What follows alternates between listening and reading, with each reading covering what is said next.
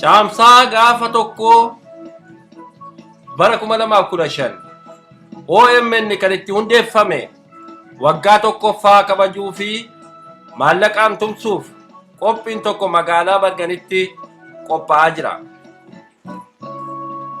Qophii kana irrattis hawaasni keenyaa fi firoottan Oromoo heddumminaan ba'ee OMN ni tumsa jedhamee abdatama. Uummata keenya sagalee orkatameef sagalee ta'aa kan jiru OMN cina dhaabbachuun waloon hatumsinu.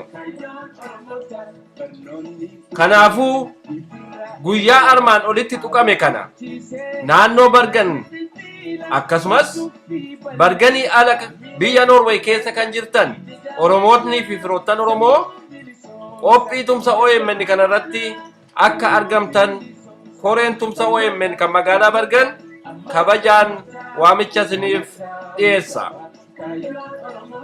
Sagantaan tumsa OMN kun gaafa caamsaa tokko bara 2015 guyyaa jimaataa sa'aatii 16 eegalee hanga halkan walakkaatti gaggeeffama.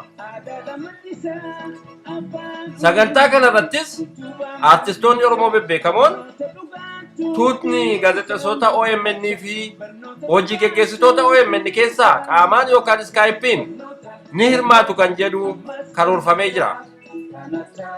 Akkasumas maatii daa'immaniif bakkaa fi miini ijoolleen ittiin taphattu ga'aa waan jiruuf ijoollee keessan faana hirmaattoo sagantaa kanaa ta'a.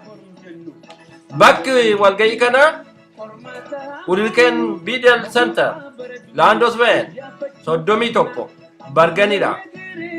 Kottaa hin hafinaa sagalee uummata keessanii OMN tumsaa. Koree tumsa OMN kan magaalaa Bargan.